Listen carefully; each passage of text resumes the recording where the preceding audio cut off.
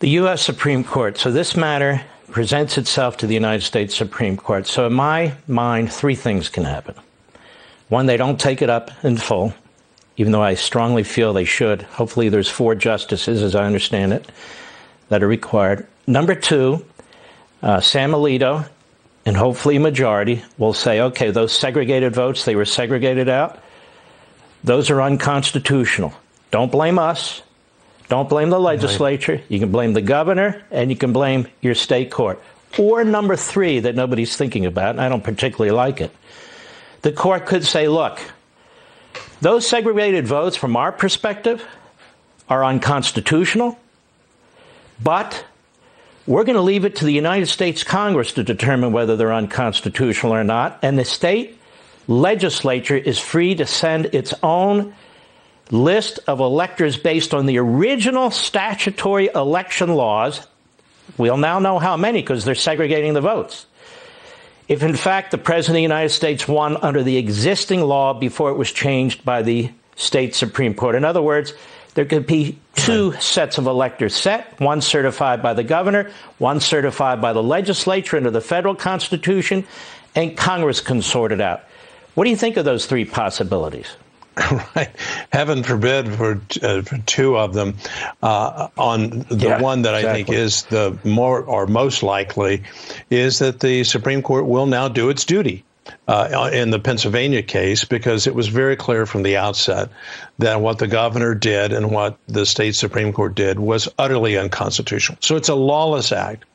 And at this stage, the Supreme Court has a solemn duty in light of the nature of the issue and the stakes at hand, has to take the case. And I think, by the way, the earlier determination by Justice Alito to call a halt to any counting, if that had begun, of these set-aside ballots, the ones that I view as illegal.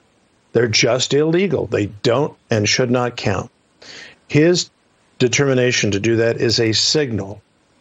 It's not an assurance, but it's a signal that a majority of the Supreme Court would uphold what Justice Alito has done. We'll see. That's a guess, but it's a reasonably educated guess. I hope you're right. I'm concerned about the Chief Justice, who made some cockamamie distinction between a federal court and a state court and a state court. Does the Constitution, as we read it aloud, as I read it aloud and you've discussed it, is there any language in there about the distinction between state and federal courts? Absolutely not. So I must say I did not admire that distinction that Chief Justice Roberts, who's very able, made. And by the way, he voted in the Wisconsin case where a federal judge did what Governor Wolf was doing in Pennsylvania.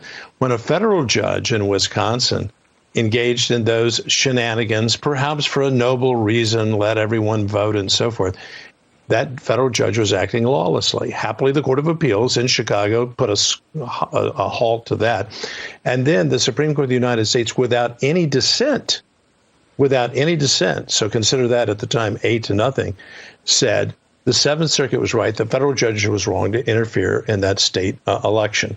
Okay, so that's all good. That's the distinction that Chief Justice Roberts drew with respect to Pennsylvania.